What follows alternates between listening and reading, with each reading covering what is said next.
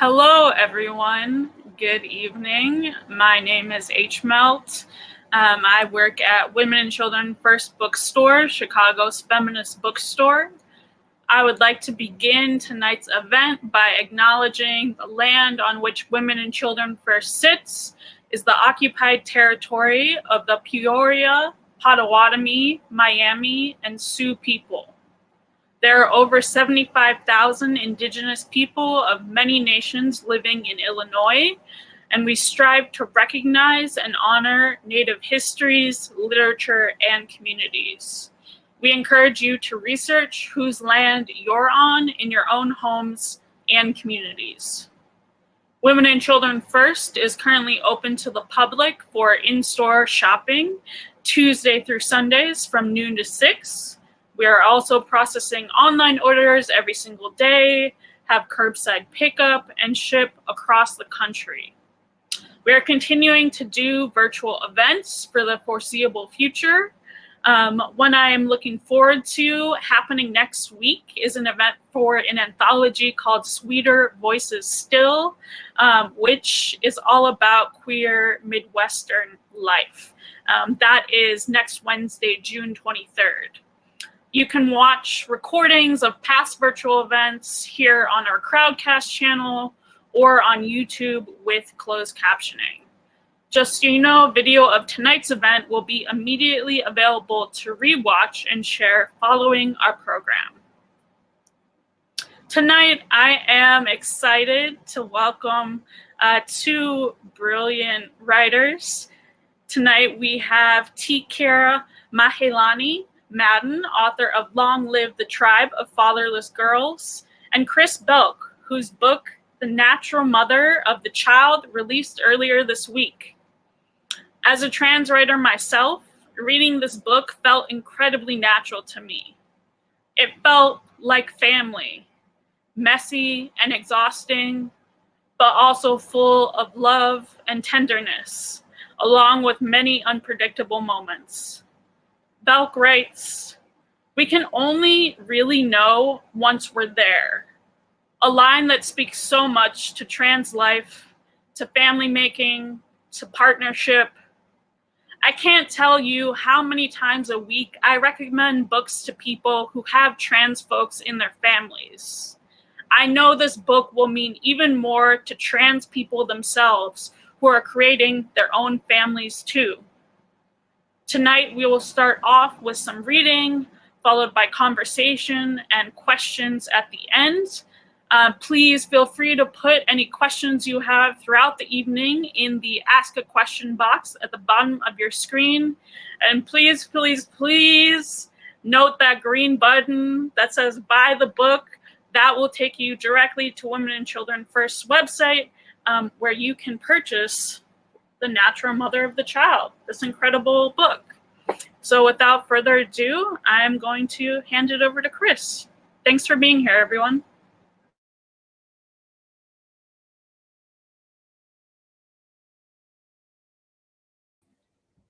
Hi there. Thanks so much for coming, everyone. Thank you, H. Melt, for that amazing introduction. And thank you to T Kira for this conversation that I am so excited to have. I was just telling her that I've been wanting to talk to her about her book forever. So this is my excuse to get to do that and talk a little bit about mine as well. So my book is The Natural Mother of the Child. It came out on Tuesday, and I'm going to read two very short sections about mothers. I draw the map as quickly as I can on the back of a student's homework in marker. I am late for work. I am stressed because I do not trust your mother with our children, but she is all we have today. When you were little, she took you and your brothers across Poland by herself on the train. I try to imagine it, you and Pete and Jack and your mother with your backpacks, your childhood bangs and hair plaited behind you, but I can't. I have never met that mother. Your mother asks me what to feed the kids for lunch while I am putting on my shoes, and I say peanut butter and jelly. She asks how to make it. I tell her, you take 2 slices of bread and you, oh, never mind, I'll just do it. And I do. Samson hanging from my legs and Sean asking when I will be back. 3:45 at the latest, I say, as if that means a thing to a 3-year-old. To him, a clock is just a circle on the wall. Today is just another day when his parents don't have enough time. I'm always rushed, always inattentive, and it feels like my whole salary goes to our babysitter who cannot be here today. To Sean, today is not Monday, it's just today. And his grandmother has arrived unexpectedly from New York to keep him alive. Your babcha is going to take you to playgroup, I say. It will be fun, I instruct him. Playgroup is the place you go to make parenting easier. All the weary moms and nannies nursing free cups of tea, a room full of old plastic toys you hope your kids won't lick, circle time, plates of goldfish crackers and raisins, time ticking by. I think about giving your mother verbal directions to the old brown brick church on Montgomery Avenue, but then I decide to draw a map. It is harder to get to playgroup than it is to make a peanut butter sandwich. When peanut butter came to Warsaw, you told me, nobody knew what to do with it.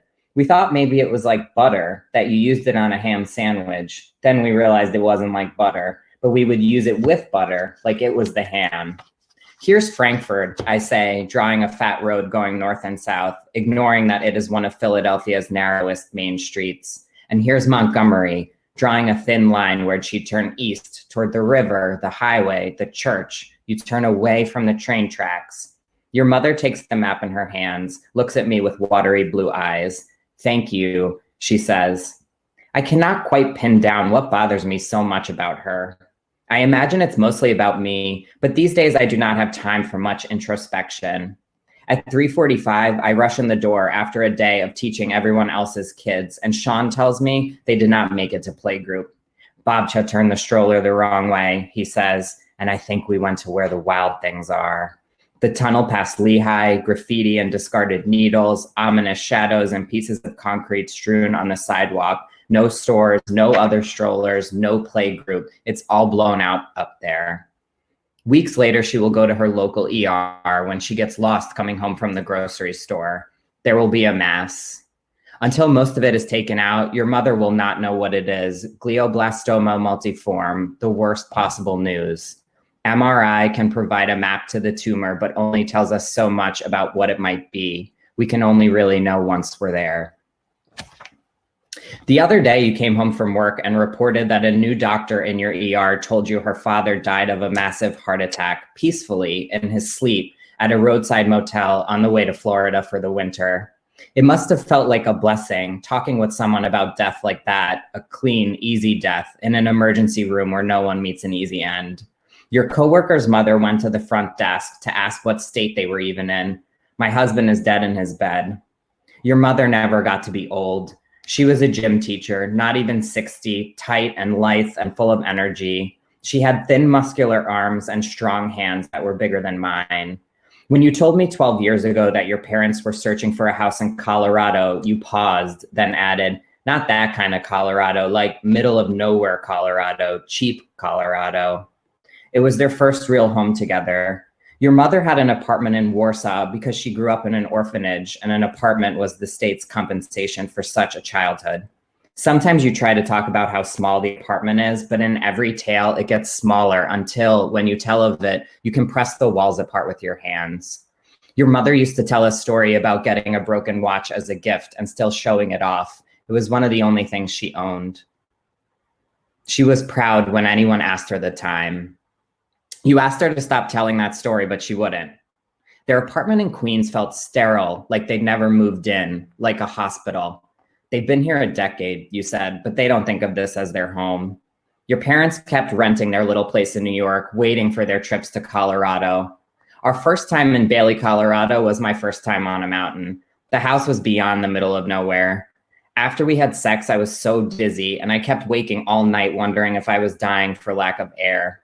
We started doing it on the floor because I thought the few feet would help, and it was creepy doing it in your parents' bed.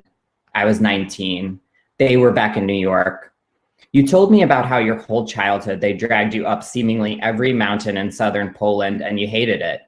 Your mother lived to hike. I'd never been hiking and thought it was at least worth a shot. By the back door of the house, your mother had left 2 pairs of boots. We all had the same size feet. She had a stack of maps of the mountains of Colorado and some mantras scrawled on index cards that she taped by the door, so she'd see them right before she went out hiking. They were all about how nature would and could crush us if we weren't wary. When she'd get depressed, you worried she'd die up there by herself on purpose, going out when she knew there was a storm coming, throwing herself off the side of the mountain even. She was an expert navigator, and you'd know she meant it if she did. And so what? Why should somebody have to die the way we want to give us the story we want to tell? I'll stop there.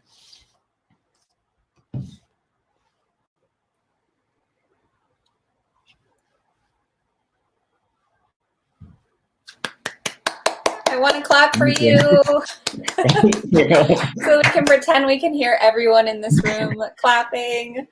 Thank you so much for reading that. And what a beautiful example of just how expansive this book is. It just, I feel like so often we are, our work is kind of like reduced to one headline of what a book is about. And this book is about so many things and expansive love and familiar units in really unexpected ways. So thank you for reading that excerpt. I'm so happy to be here. Thanks for everyone else for being here as well. Krys, I thought I would start with something we talked about before the event began, which is not exactly why you wrote in this form, but I guess I'm interested in the question about why you wrote in this form and how you found it. I find so often when people ask, like, why fragmented work, why a fractured narrative, there's a suggestion that we are breaking like a normative form of how stories should be told and how nonfiction stories should be told chronologically. So I'm interested in your thinking through like how this actually took shape. Yeah, I really like that the question kind of like includes this idea of normative and non-normative storytelling, because I don't think that telling things in temporal order is normative. That's not how, like, I was thinking a lot while I was starting to write about like when I tuck my kids into bed, I'm always like, what was the best part of your day? And we like talk about our day and they would like say stuff. And then I would be like, first we woke up in the morning and we ate chocolate chip muffins. And then we went to this place. And I was like, why am I doing this? This is not like, I'm trying to like force their life into a narrative form that like, I don't necessarily, that's not how they naturally are remembering things. I'm kind of like almost imposing this idea about how we tell stories onto them. So that was like kind of disturbing to me in a way, because I realized that when I was writing, it was like, I tend to write shorter pieces just as a writer. I feel like between 500 and 1,000 words is like where I say what I want to say. And a lot of things will be like in a fragment, and then the next fragment's like kind of about the same thing, but a different time or place or something slightly like different about it. But I noticed that when I was writing like 1,000-word piece, it would have these like digressions in it that were basically like, if you took, you know, it's like old school, like Xerox forms where like all the things are like happening at the same time. And you're just kind of like writing down, and like every, you know, like past and present are kind of like simultaneously occurring. So I'm like losing my mind making this peanut butter sandwich when I'm already late for work. But in the back of my mind, there's like this sort of funny anecdote about like, we didn't know what peanut butter even was when we came, you know, like when we first got it, like there are all these stories Anna tells, like, well, when the wall fell, and then she like talks about how they just had no context for some of the like new items that they had access to like in her childhood. So it's like a way to have tonal interruptions where you can have something that's like super devastating, like someone diagnosed with an illness that is going to kill them within 2 years. And then like also have these sort of like funny things happening. Cause I don't think that my personal mind works in a way where I can just like say things without other things interrupting. That's just not like I'm always reminded of other things while I'm thinking. I have a very associative mind.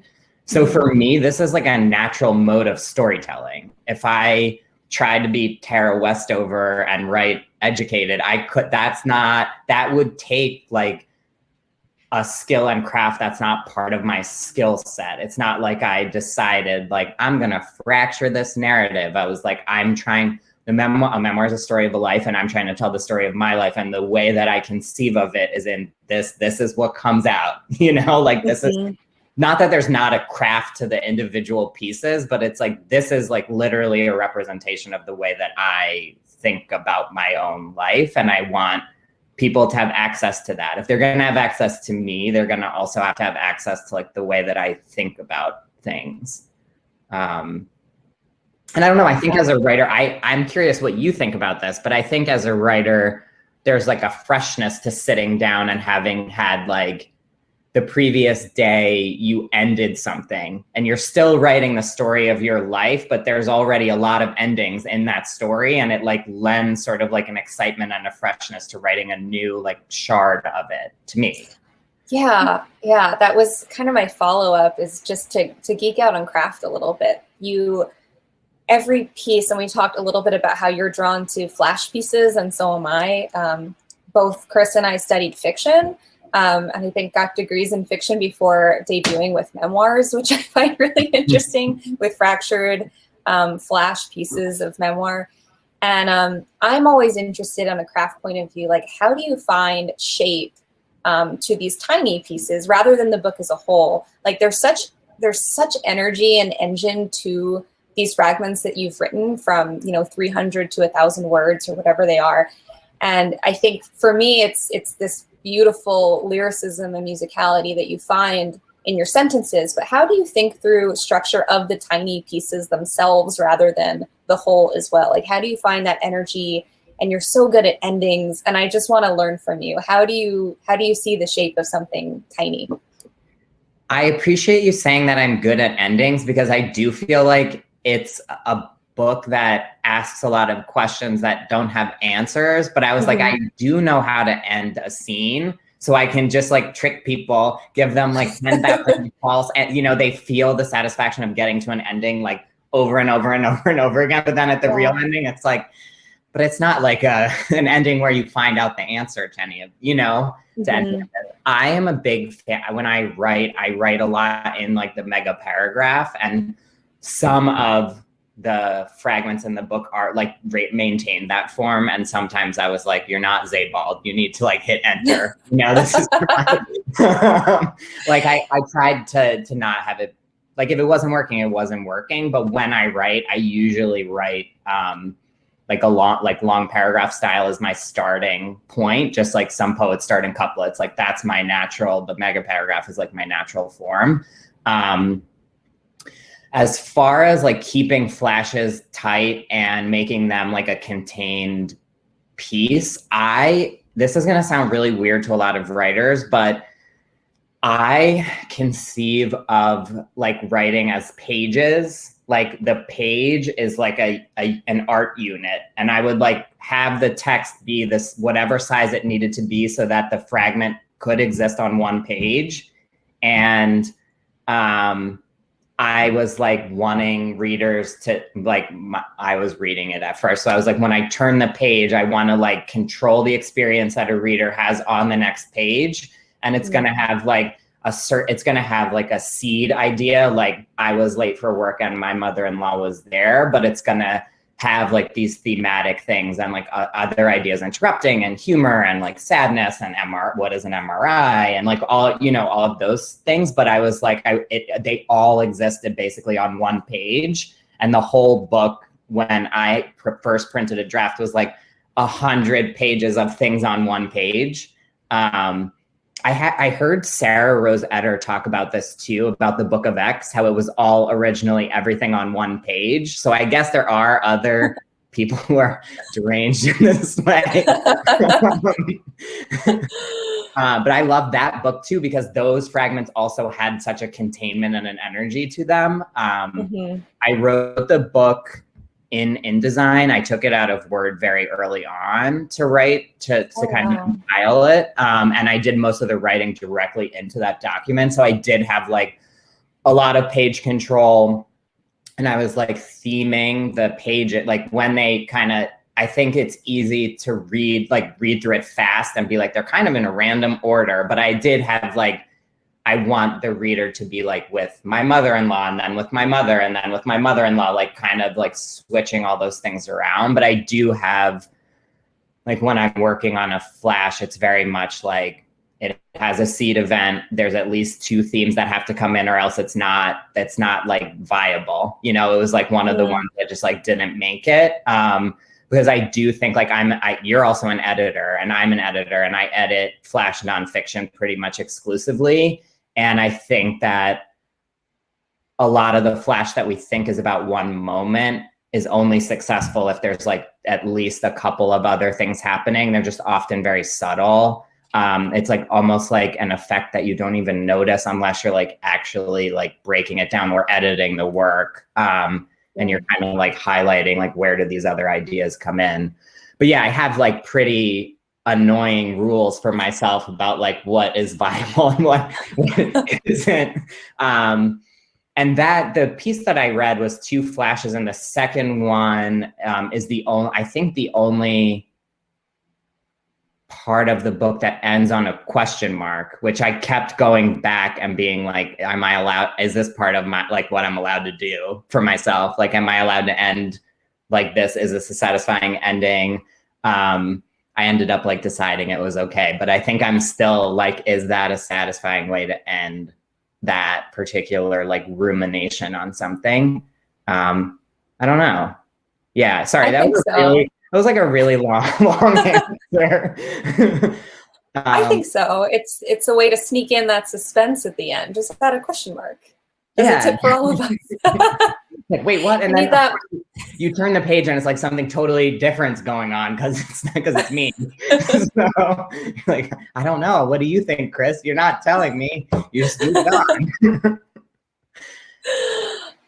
I'm interested in, so I hear this advice a lot in academic spaces specifically, that you need, with nonfiction, you need time to reflect on things before you can write about them in a work of nonfiction, that you need years, you need to digest it. And that's not advice I've ever taken. And in this book, what I find really interesting is you have so much content from your past and your childhood and your family, but also so much content that feels very much written in real time or in the present action of the story as it was when you were writing it. And I'm curious about your own process through writing. Like, how does that change the relationship to the writing and the crafting itself? Do you feel that you need that time and space for reflection to really nail it down, or does it just feel different piece by piece? I think it is such an academic space thing. I've never heard that in like a community workshop or just like talking to people.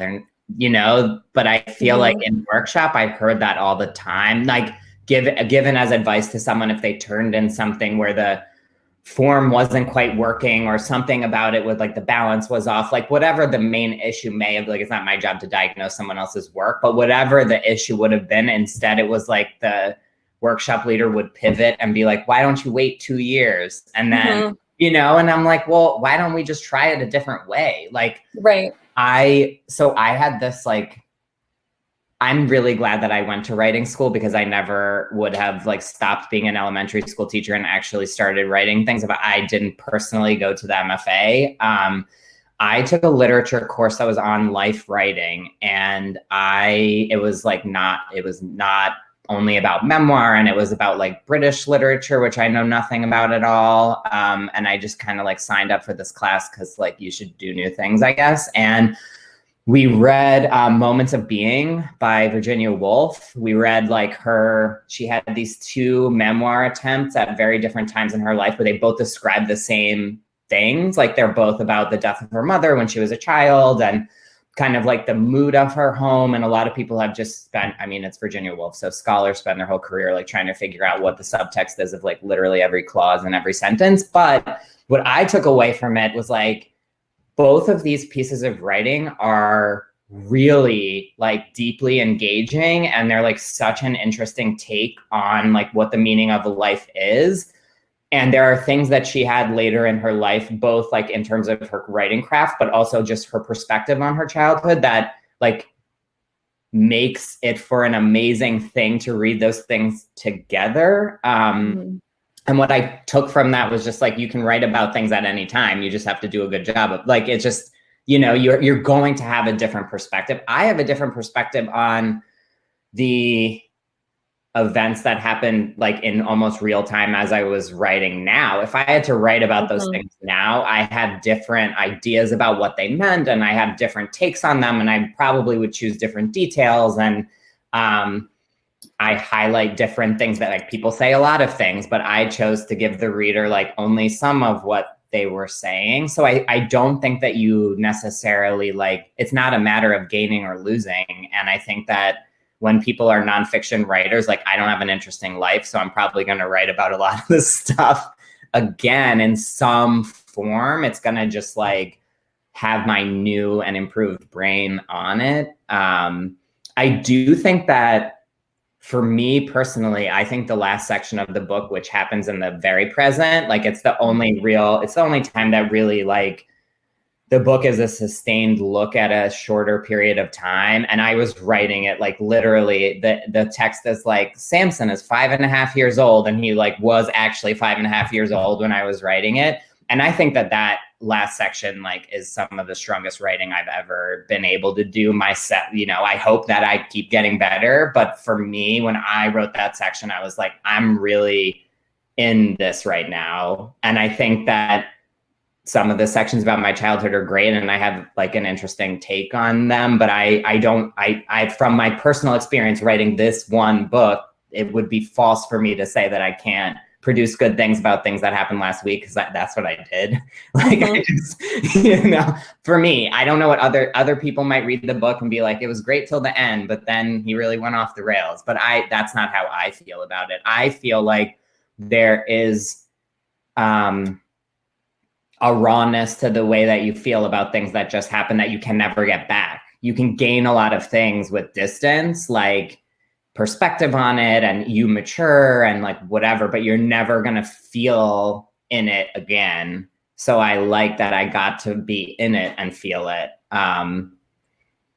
So yeah, that's another long answer to a short question, but I feel like that advice, it makes sense why people give it, but I always think that it's helpful to give advice that is helping people do what they want to do and not telling them not to do it. I don't know that unless someone's writing something that's like wildly like racist or inappropriate or revealing information about people that they shouldn't, I think as a facilitator of someone else's writing, you should say like, I see that you're trying to do this and I'm going to help you do that, instead of being like, why don't you wait 3 years and then write about it? It's like, that's not actually good advice, because this is what I want to work on right now. But to add one more thing, there are things that I try, and I assume that this may be true for you too, that there are things in your memoir, which is also like very expansive and covers just like a lot of things that happen, but also ideas that you have, where I tried to write about things and it didn't work. And then I wrote about it successfully later, but that doesn't mean I shouldn't have done the first thing. Like, I was working through it, and that's like useful for me as a writer to do in order to produce the right work later. Mm-hmm. Yeah. I thought the end of your book in that last act was so powerful, that kind of present action and ending right there. And I have a similar movement in my book in the third act, is this present action, like things being revealed after I sold my book, and I was writing it like up to the print deadline. And when I read this, I felt that permission again, that sometimes you need perspective, sometimes you need distance, but sometimes like writing your way through it really is a way to write your way through it. And there's such, kind of what you're saying, there's this energy that you can't really get back if you don't do that sometimes. Yeah, I mean, I think the narrow definition of what a memoir is, unfortunately, like involves it having one tone, where there's not like the different voices and different tones that you would have if you're like, I'm going to write these like bursts of childhood, and then I'm going to later have this like more present action. Like, I'm excited by books that have all of that happening, but I think that other people think of memoir as something like all these things happen to you and you have an idea of what they all mean and you're going to tell the reader what they all mean versus like, I know what some things mean, but I'm still working on other things. That's like very exciting to me to read. Yeah, me too. And this book is just so textured. The multimedia, the photographs, the documents, the fragments, like it's just such a blast to read, everyone. If you haven't picked it up yet, it's just incredible. It just, from the very first pages, I was like, I have to teach this book. I have to teach this opening. It's everything about lyricism and suspense and heart. It's so beautiful.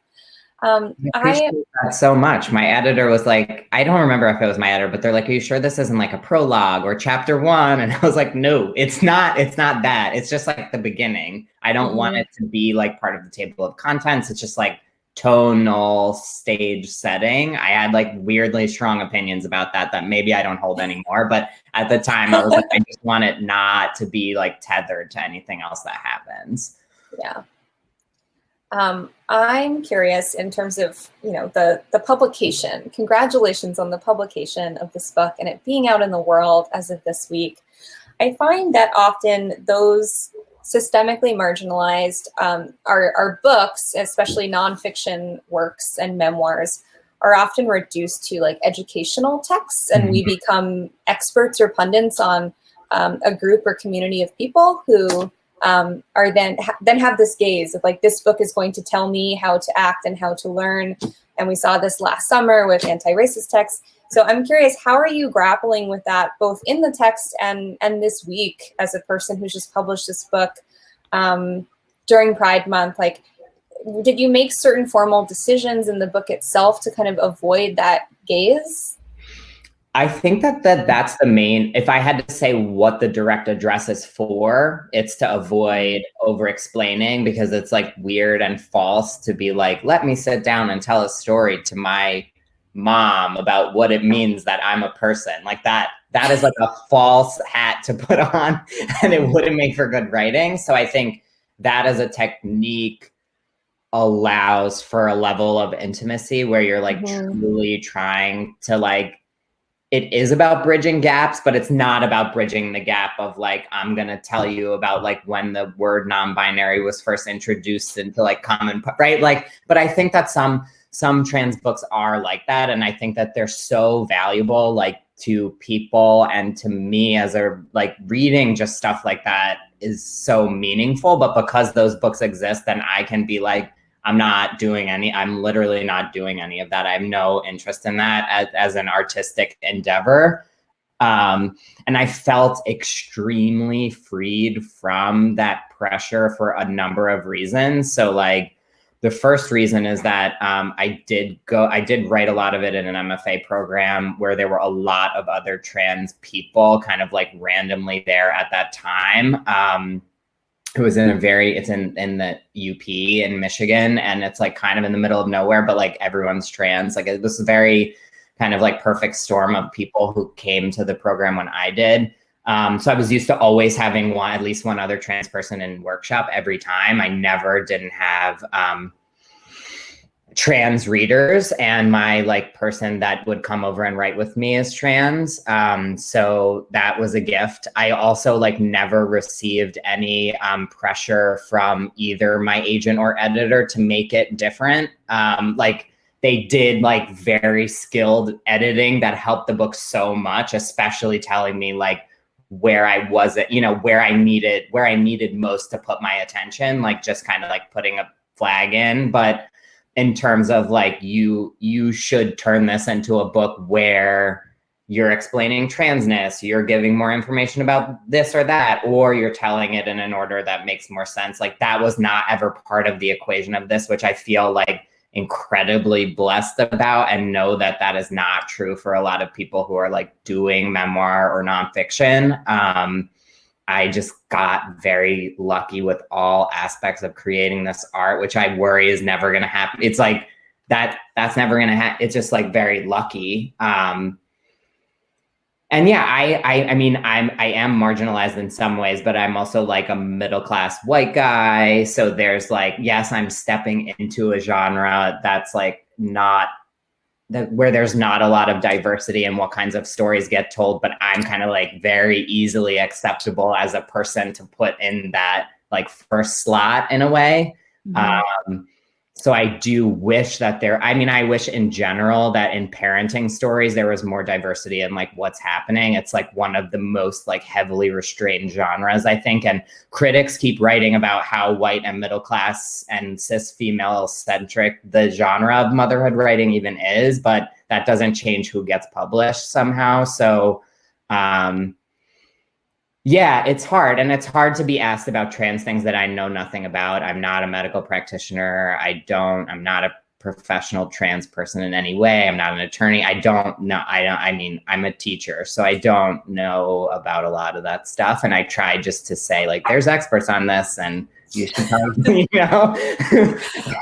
I'm not going to pretend that I have the expertise. I mean, I do think that I know a lot about breastfeeding and compared to most people. So I feel like if someone asks me questions about like trans people breastfeeding, that's something that I really feel like I know a lot about. But in terms of like, should trans people play sports? What do you think of these laws? I'm like, I think that it's all bad, but I can't talk any more about it. Like, I just don't have anything to say about it. Yeah. Well, again, the book is just so dynamic in what it covers, including the love and the joy and the care in this book. Beyond, again, the headline of trans parenthood, there's so much more that you explore about lineage in this book. And it's again, so beautiful. It's one of my favorite books in the world. We're going to open up for questions soon. So just, drop your questions in whenever.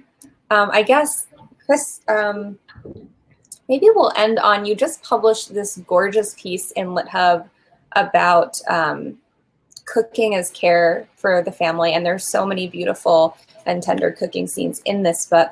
And I'm curious for you, in this past year and a half of the pandemic and beyond that, with so many of us and so many writers, I'm sure, in the audience with caretaking responsibilities, what does the work look like for you? And what is the work outside of the work? Like, how can you practice and be engaged in the world, or in the world of your project creatively, perhaps in ways other than those hours that you're able to spend at the document, or the Photoshop formatting, however you said that you put this book together, which I'm amazed by. Yeah, and a lot of like physical collaging too, that ended up like not, it doesn't look like the cut and paste childhood projects that I was originally making. It's really hard. I think that anyone who is like caregiving at this time is in it.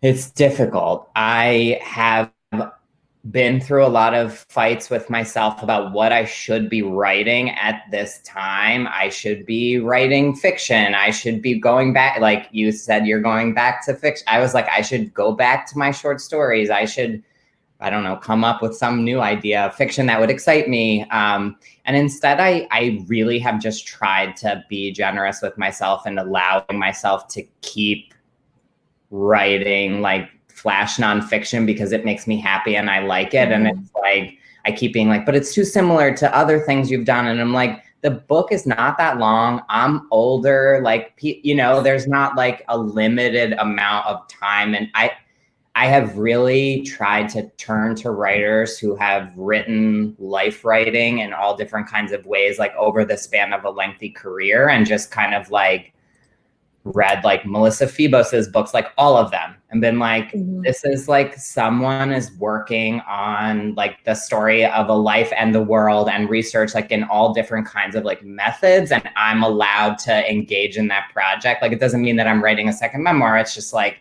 I have to have grace with the fact that I'm writing these flash nonfiction pieces that are basically subtitled like, and another thing. I'm just like writing about the same themes and ideas. And what really inspired me to write that LitHub essay is that I started writing a series of flash essays about dinners that I was making. Like, I was like, my prompt generator that's in my head is no longer functioning in the way that it was before. And the only thing that's a constant in my life is that I have to produce food for children at all hours of the day. I'm just like in the kitchen, like a short order cook all the time, because you can't tell kids like, like, I feel a little depressed, so I'm going to eat like Reese's Puff cereal and go to bed. You can't do that with your kids. You can't be like, I don't feel good, so have crackers and a soda and go to bed. Like, you can't do that. So I was allowing myself to be like, I'm cooking through all of these like feelings of being trapped, and I work in a super grim day job in a medical clinic, and I have a lot of thoughts about that. And just like, cooking is the one thing where I'm like able to really have like clarity of mind while I'm doing it. So I'm like, I have to do it, but I also want to do it. And that's when my like creative mind gets going. And I think it's really important for writers who do like caregiving work or have like demanding day jobs or whatever to give themselves like grace in the time that they spend mentally in their projects being real time.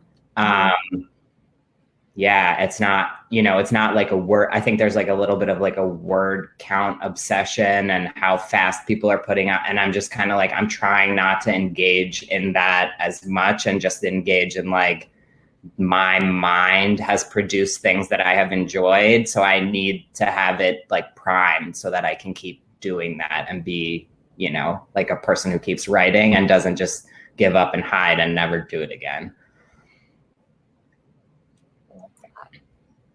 We have about 10 minutes for questions, y'all. No questions? Come on. Anything at all, everyone.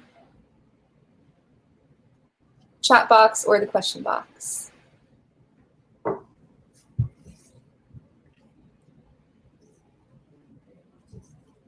I mean, I have 12 pages of questions. I know, but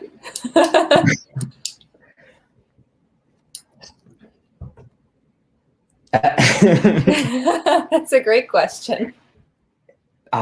Yes, Serious Eats Halal Cart Chicken is something that my children will always eat, and it's like infinitely scalable and made with things that I usually have. So that is like the go-to, like nobody's been eating my dinners and I'm feeling pretty upset about it. And I also can get them to eat almost anything that's like taco. Like, I can just prepare any food and put it in taco form as long as it has like a good salsa on top. So that's my like lazy. And then the like not lazy is that Serious Eats Halal Cart Chicken. Could not recommend it enough.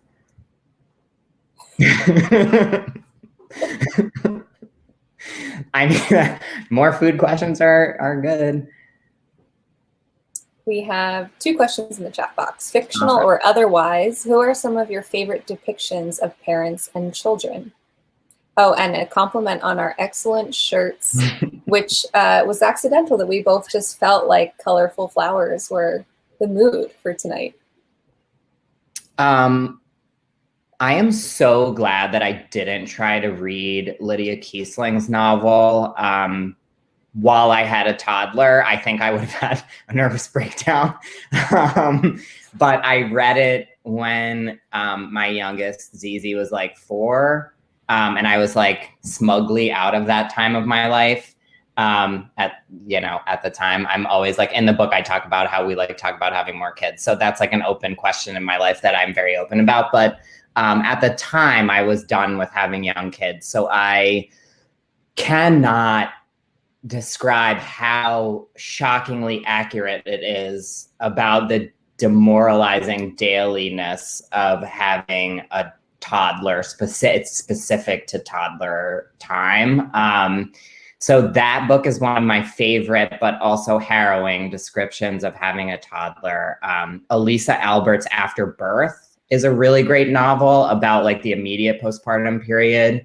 I really also kind of harrowing, and I wouldn't recommend it if you like just had a baby. Don't give it as like a baby shower gift because it's very much about like feeling suddenly very alone after you have a baby. Those are like the 2 novels that I feel like are really great. As far as there's not a lot of literature about dads at all, but Krys, what is his last name? Batchelder, I think is how you say it. Abbott Awaits is a novel in Flash that's about a summer. Like it's like the professor has summer vacation and it's like all these little interactions with his family. And that's like really smart and funny. And it's just like such a good example of a Flash compilation.